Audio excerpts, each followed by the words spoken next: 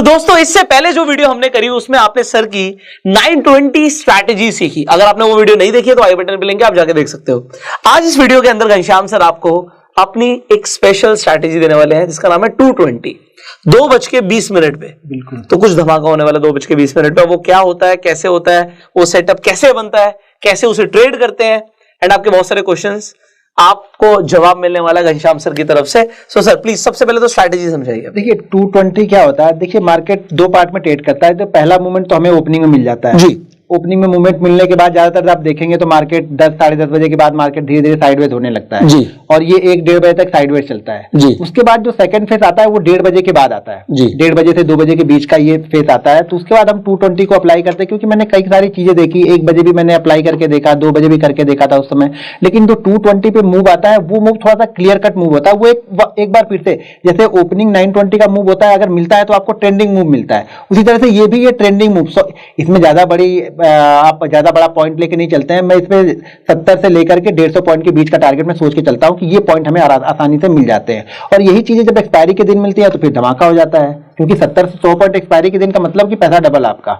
तो 220 को अप्लाई करते हैं हम लोग। तो यहाँ पे देखिए 220 मैंने अप्लाई किया था, एक्सपायरी वाले दिन ही अप्लाई किया था, यानी कल परसों के सेशन में ही अप्लाई किया था हमने यहाँ पे। तो ये इसको ध्यान से देखिएगा, दो चीजें ध्यान रखना पड़ता है यहाँ पे। पहले तो अगर कोई रेंज बनी हुई है ना, जैसे ये रेंज बनी हुई ना, कंटिन्यू मार्केट यहाँ पे क्या कर रहा, होल्ड कर रहा था।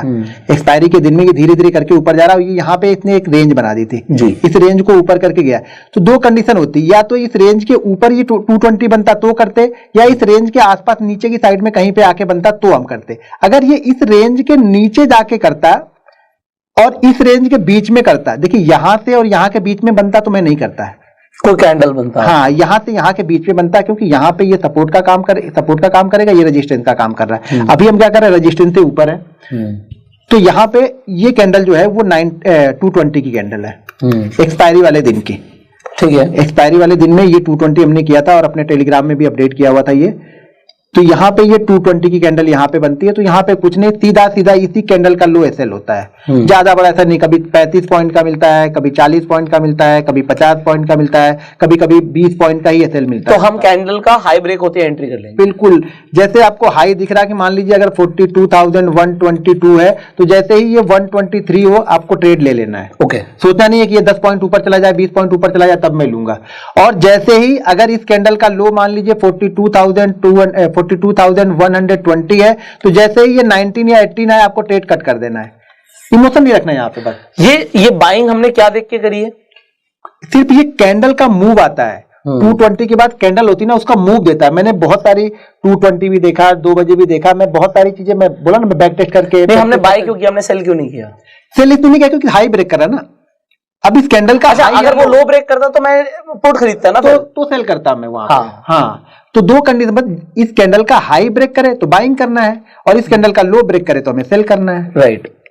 तो बस उसी कैंडल को देख रहा हूं, बस उसी कैंडल को देखा। इसकी एक्यूरेसी कितने % जा रही है सर आपकी? इसकी एक्यूरेसी आपको मिलेगी 70 से लेकर के 85% की। बहुत है, कंटिन्यू करेंगे इसको। अब दूसरी चीज, एक्यूरेसी का मतलब देखिए, एक्यूरेसी का मतलब ये भी होता है, अगर मान लीजिए कि ये हर दिन के लिए है, ये एक्सपायरी के लिए है? नहीं, ये एवरीडे के लिए, एवरीडे के लिए। बस कुछ कंडीशन है, वो कंडीशन को फुलफिल करेगा। वो कंडीशंस बताइए। हाँ, वो कंडीशन बता। पहले एक चीज बताता हूँ, ये 70% 85% इसका मैं वो बताता हूँ। देखिए क्या होगा ना, कि अगर मान लीजिए हमने एक ट्रेड लिया, ठीक है, उस ट्रेड का एसएल 20% है और इस ट्रेड ने 150% का रिटर्न दे दिया, मतलब 150 पॉइंट ऊपर गया। लेकिन इसके बाद के 6 ट्रेड अगर 20-20 पॉइंट के एसएल लेते हैं, तो आप क्या बोलेंगे, कितने % ये स्टडी चल रही है? इसका सक्सेस रेट क्या है? क्योंकि 6 एसएल होने के बाद में भी आपके कितने पॉइंट गए? अभी सिर्फ 120 पॉइंट गए ना। राइट।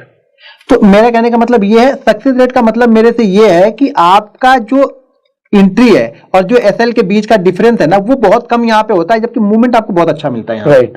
और यहाँ पे मैं तभी निकलता हूं जब ये पिछली कैंडल का लो, यानी कोई ग्रीन कैंडल बनी है, इस ग्रीन कैंडल का लो ब्रेक करेगा तब।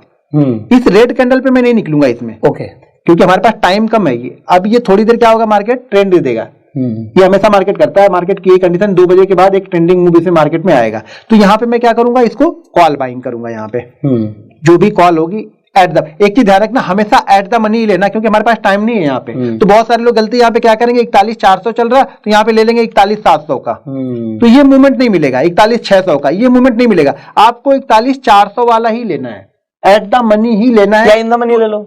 हाँ, इन द मनी, वही 400 वाला इन द मनी हो गया। 450 चल रहा तो 400 वाला ले लो आप, 500 वाला भी मतलब 450 वाला ले लो, अगर 400 के पास चला तो 400 वाला ही आप लो। हमेशा एट द मनी ले लो या इन द मनी ले लो बस, लेकिन आउट द मनी बिल्कुल मत, क्योंकि हमारे पास टाइम नहीं है।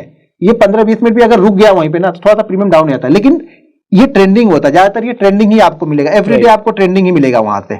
और एसएल लेगा तो 20 से 30 पॉइंट से ज्यादा का एसएल नहीं लेगा यहाँ पे। कंडीशन यहाँ पे सिर्फ एक चीज ध्यान रखनी है कि अगर ये किसी रेंज में बन रहा हो, जैसे ये रेंज है ना, अगर इसी किसी रेंज के अंदर में ही बन रहा, अगर मान लीजिए ये कैंडल हमें सेल साइड में जानी होती, ये लो को ब्रेक करता तो मैं यहाँ पे ट्रेड नहीं लेता। क्यों नहीं लेता, क्योंकि ये रेंज थी, नीचे ये सपोर्ट बन रहा था ना, तो 10 पॉइंट बाद ये सपोर्ट है, मैं 10 पॉइंट के लिए रिस्क लूंगा, तो यहाँ पे ट्रेड नहीं लूंगा। हमेशा इसके लिए ओपन जगह चाहिए होगी। मैं पीछे चार्ट कुछ दिखाता हूँ, उससे समझ आएगा आपको। इसके मल्टीपल एग्जांपल्स ले। हाँ जी,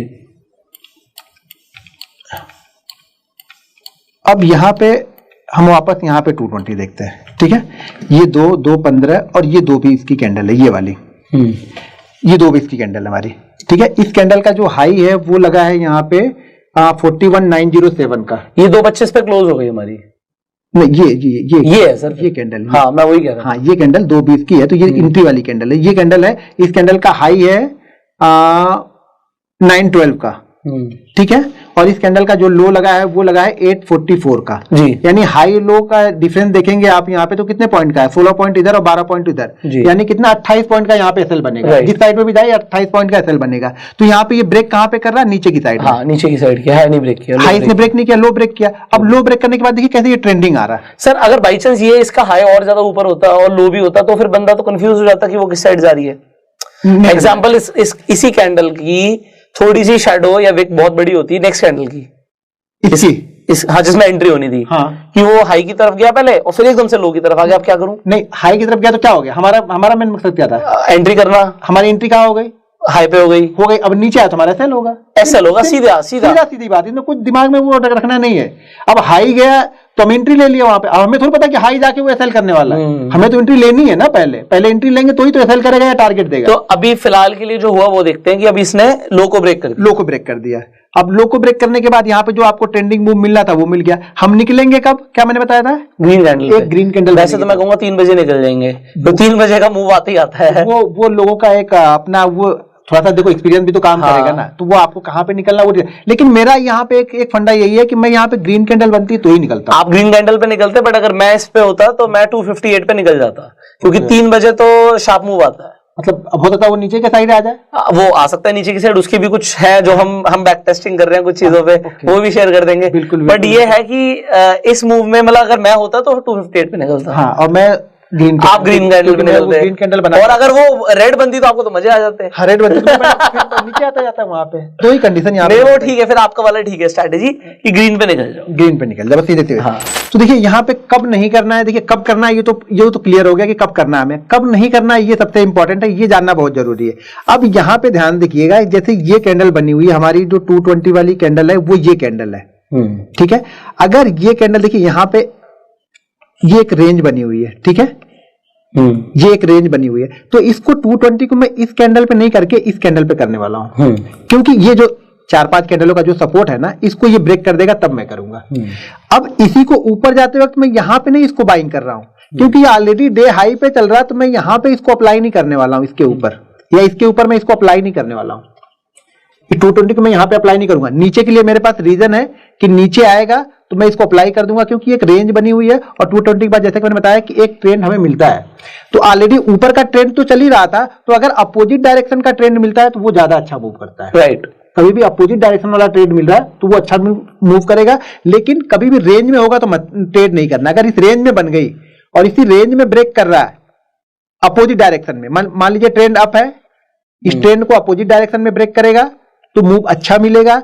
अगर उसी के साथ में जा रहा तो ये मूव आपका सस्टेन नहीं करता ज्यादा। राइट, तो अपोजिट डायरेक्शन वाला मूव कभी भी अच्छा होगा जो 220 में हम करते हैं। तो रेंज के बाद में अगर फ्री में बनते जा रहा है, ऐसे कैंडल बन गई बनते हुए जा रहा है, तो जिस साइड में बनेगा उसी साइड में कर देंगे। रेंज को खाली ध्यान में रखना, जब भी रेंज बनेगी ये तब। सो सर इसके अंदर और कुछ लिमिटेशंस जो आप बताना चाहेंगे स्ट्रैटेजी के? नहीं, बिल्कुल क्लियर कट है इसमें, Clear cut है। लिमिट नहीं रखना है, तो क्लियर है इसमें। ओके, सो आई होप आप लोगों को आज ये स्ट्रैटेजी बिल्कुल क्रिस्टल क्लियर तरीके से समझ आ गई होगी। एंड जैसे मैं बोलता हूं कि आपको जो वैल्यू मिल रही है ना, इसे प्लीज शेयर कीजिए, जिससे वैल्यूएबल इन्फॉर्मेशन, देखो हमारा मोटिव है आप लोगों के साथ जो इन्फॉर्मेशन नॉलेजेबल है, जो आपके काम की है, जिस पे आप एक्शंस ले सकते हो, वो शेयर करना। और ये इन्फॉर्मेशन सिर्फ अपने तक मत रखिए, इसे शेयर कीजिए। एंड इस प्लेलिस्ट को भी आप शेयर कर सकते हैं, जिससे सर का जो टाइम है और हमारे एफर्ट्स हैं ज्यादा से ज्यादा लोगों तक पहुंचे। So share this video, share this playlist, and we will see you in the next video. Till that time you can subscribe this channel, click on the bell icon, and we will see you in the next video. Till that time, you go self-made, and Jai Hind.